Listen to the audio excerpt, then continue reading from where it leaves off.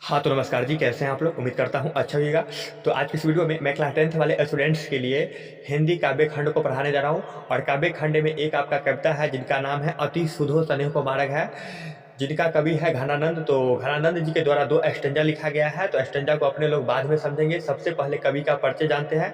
कवि का परिचय क्या है, क्योंकि यहाँ से 1-2 क्वेश्चन बोर्ड में पूछा जाता है, तो आप लोग वीडियो में बने रहिएगा। अगर आप लोग को वीडियो अच्छा लगेगा तो वीडियो को एक लाइक कर दीजिएगा और साथ में चैनल को सब्सक्राइब जरूर कर लीजिएगा। तो चलिए स्टार्ट करते हैं। आप लोग वीडियो में बने रहिएगा और वीडियो को फुल देख लीजिएगा। तो चलिए स्टार्ट करते हैं। देखिए क्या है इनका परिचय देखिए। रीति युगिन काव्य में घनानंद रीति मुक्त काव्य धारा के सिमोर कवि है। यहाँ पर ध्यान दीजिएगा, रीति युगिन काव्य में घनानंद रीति मुक्त काव्य धारा के सिमोर कवि है। यानी यहाँ से एक क्वेश्चन आ सकता है, रीति मुक्त काव्य धारा के सिमोर कवि कौन है? तो घनानंद जी है। आंसर खोज के मारिएगा। आगे देखिए, आगे है आपका, इनका जन्म 1689 ईस्वी के आसपास हुआ है। यानी इनका जन्म जो है ना 1689 ईस्वी के आसपास हुआ है, यानी एग्जैक्ट पता नहीं है कब हुआ है। आगे देखिए, आगे है आपका 1739 ईस्वी में वे नादिर शाह के सैनिकों के द्वारा मारे गए। यानी एक क्वेश्चन बोर्ड में आ सकता है, घनानंद किनके सैनिकों के द्वारा मारे गए? तो घनानंद जी नादिर शाह के सैनिकों के द्वारा मारे गए। आगे देखिए, आगे है आपका, ये तत्कालीन मुगल बादशाह मोहम्मद शाह रंगीले के यहाँ मीर मुंशी का काम करते थे। यानी यहाँ पर समझिएगा, ये तत्कालीन मुगल बादशाह मोहम्मद शाह रंगीले के यहाँ मीर मुंशी का काम करते थे। मीर मुंशी का मतलब समझिए मुंशी का काम करते थे, इतना समझिए आप। आगे देखिए, आगे है आपका, ये अच्छे गायक और श्रेष्ठ कवि थे। यानी घनानंद जी अच्छे गायक भी थे और एक श्रेष्ठ कवि भी थे। आगे देखिए, आगे आपका, किवंती है कि सुजान नामक नर्तकी को वे प्यार करते थे। यानी एक सुजान नामक नर्तकी है, अर्थात डांसर है, नाचने वाली है, जिनसे ये क्या करते हैं? मोहब्बत करते हैं। आगे देखिए, विराग होने पर ये वृंदावन चले गए। विराग के मतलब क्या होता है? दिल टूटने के बाद, अर्थात ब्रेकअप होने के बाद वे कहाँ चले गए? वृंदावन चले गए और वैष्णव होकर काव्य रचना करने लगे। और वैष्णव हो गए और काव्य रचना करने लगे। तो अपने लोग में क्या होता है, जब आम व्यक्ति का दिल टूट जाता है तो क्या करते हैं लोग? शराब पी लेते हैं। लेकिन जब घनानंद जी का विराग होता है, अर्थात ब्रेकअप हो जाता है, दिल टूट जाता है, तो ये कहाँ जाते हैं? वृंदावन चले जाते हैं और काव्य रचना करने लगते हैं। तो अपने लोग में क्या होता है, अपने लोग में जब दिल टूट जाता है तो अपने लोग क्या करते हैं? शराब पी लेते हैं। लेकिन जब ये कवि का दिल टूटा है तो कहाँ गए हैं? वृंदावन गए हैं और वृंदावन में क्या किए हैं? तो काव्य रचना करने लगे हैं। आगे देखिए, आगे है आपका, सन 1739 में जब नादिर शाह ने दिल्ली पर आक्रमण किया तब उसके सिपाहियों ने मथुरा और वृंदावन पर भी धावा बोला। यानी एक क्वेश्चन यहाँ से आ सकता है कि नादिर शाह के सैनिक ने दिल्ली पर आक्रमण कब किया? तो 1739 में किया है। आगे देखिए, आगे है आपका, जहाँ जहाँ इंपॉर्टेंट बात होगा मैं आपको बता दूंगा, आप लोग वीडियो बने रहिएगा। आगे है आपका, बादशाह का मीर मुंशी जानकर घनानंद को भी उन्होंने पकड़ा और इनसे जर जर जर 3 बार सोना सोना मांगा। यानी नादिर शाह के सैनिकों ने ये घनानंद को भी पकड़ लिया, अर्थात घेर लिया, चारों बगल से भाला लेकर घेर लिया और 3 बार सोना सोना मांगा। तो देखिए, 3 बार सोना मांगने पर कवि घनानंद क्या कहते हैं? घनानंद ने 3 मुट्ठी धूल, उन्होंने यह कहते हुए रज रज रज धूल धूल। यानी जब नादिर शाह के सैनिकों ने इनको घेरा भाला लेकर के, तो 3 बार जर जर यानी 3 मुट्ठी सोना सोना मांगा। तो घनानंद जी क्या जवाब देते हैं? 3 मुट्ठी रज रज यानी धूल देने लगा। तो इस पर क्रोधित होकर वे उनका वध कर दिए। यानी घनानंद जी का वध कर दिए नादिर शाह के सिपाहियों ने। आप ही सोचिए, वो एक तो क्या होते हैं, सिपाही सब सठियाल रहते हैं वैसा ही, और उनको घेर लिया और सोना मांगे और सोना के बदले में क्या किए? ये मिट्टी देने लगे। तो एक बात है, क्रोधित हो गया और इनको वध कर दिए। आगे देखिए, आगे है आपका, आगे देखिए, घनानंद प्रेम के पीर कवि है। यानी घनानंद क्या है? तो प्रेम के पीर कवि है, अर्थात लव गुरु कर सकते हैं। क्योंकि जब ये लव करते हैं ना, अर्थात प्रेम करते हैं, तो उनके बीच में क्या होता है? इनका ब्रेकअप हो जाता है, अर्थात दिल टूट जाता है, तो बहुत इनको कष्ट होता है। आगे देखिए, आगे आपका, उनकी कविताओं में प्रेम की पीड़ा, मस्ती और वियोग सब कुछ है। आगे देखिएगा आप, सब कुछ है।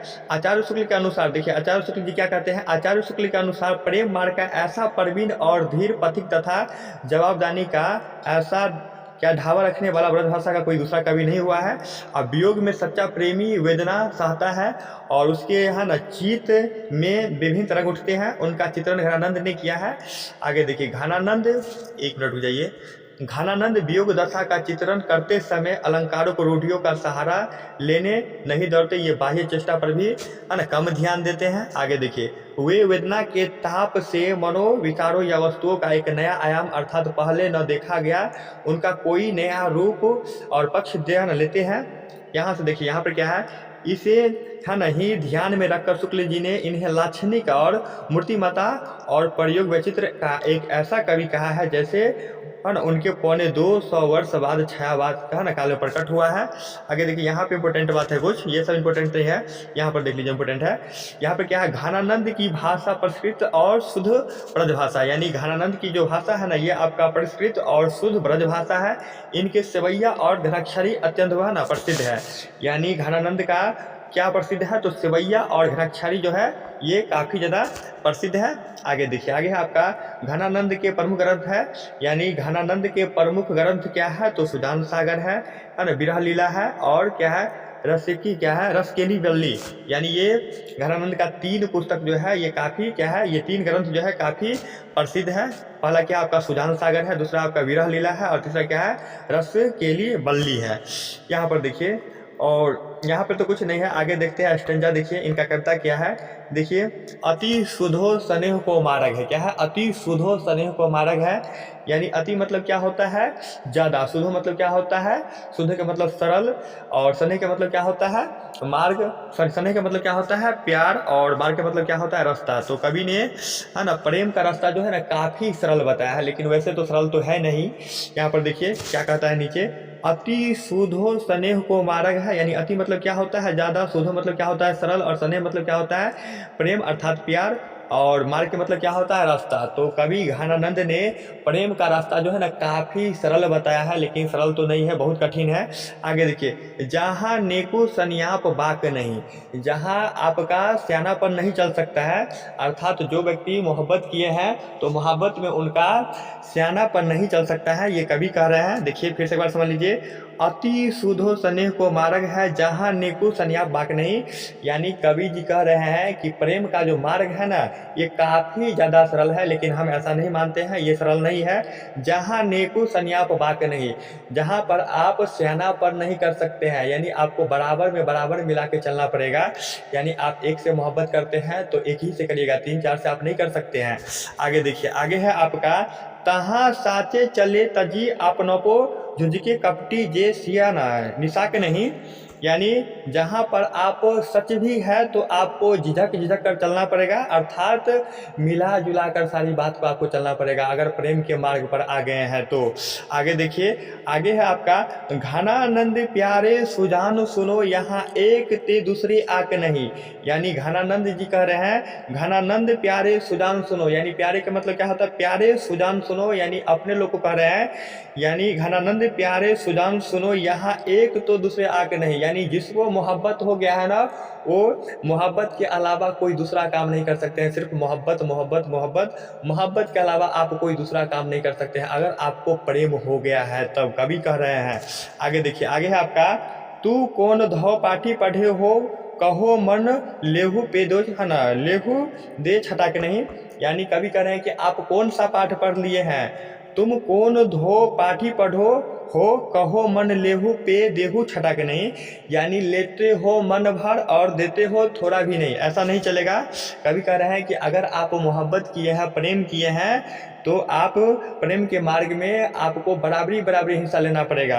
यहाँ पर यही कह रहे हैं, तू कौन धो पाठ पढ़े हो कहो मन ले, है ना, कहो मन लेहू पे देहू छटाक नहीं, यानी लेते हो मन भर, कहो मन लेहू यानी लेते हो मन भर और देते हो छटाक नहीं, यानी थोड़ा भी नहीं देते हो, ऐसा नहीं चलता है, दोनों का बराबर हिस्सा होना चाहिए, एक दूसरे का रिस्पेक्ट करना चाहिए, कवि का कहने का मतलब ये है। आगे देखिए, यानी पहला स्टेंजा में कवि ने प्रेम कुमार को काफ़ी है ना सरल बताया है।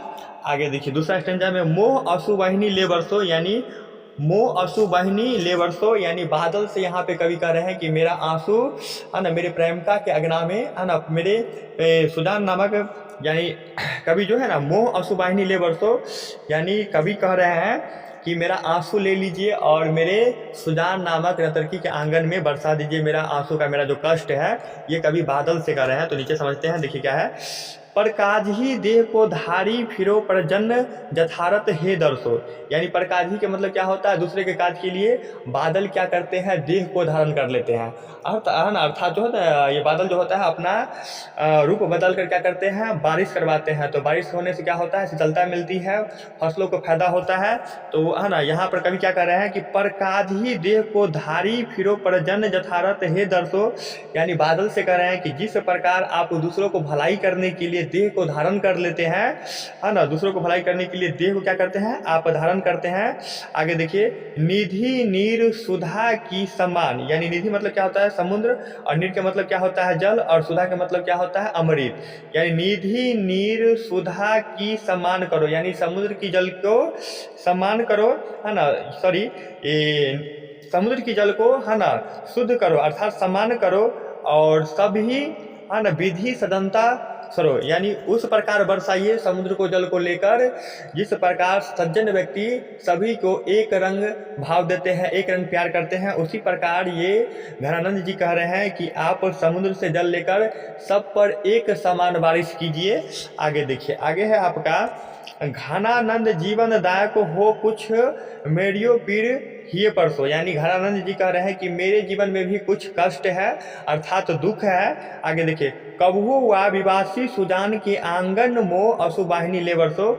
यानी कभी आपको फुर्सत मिले तो मेरा भी कष्ट और, है ना, दुख लेकर के, और उसमें मतलब मेरा भी आंसू ले लीजिए और मेरे ना सुजान नामक नर्तकी के आंगन में बरसा दीजिए, ताकि उनको भी मेरा कष्ट पता चले कि मैं मोहब्बत किया हूँ तुमसे, तो कितना मैं मोहब्बत में रो रहा हूँ, उनको पता चलना चाहिए। यही कह रहे हैं कभी यहाँ पे, कबहू वा विवासी सुजान के आंगन मोह अशुवाहिनी ले बरसो। यानी कभी फुर्सत मिले तो मेरा भी आंसू ले लीजिए और आप बारिश के रूप में उनके आंगन में बरसा दीजिए, ताकि मेरा कष्ट उनको पता चल जाए।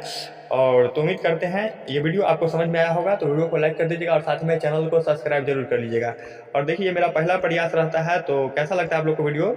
अगर अच्छा लगता होगा तो वीडियो को लाइक कर दीजिएगा और शेयर भी कर दीजिएगा। ओके, तब तक के लिए बाय, मिलते हैं नेक्स्ट वीडियो में।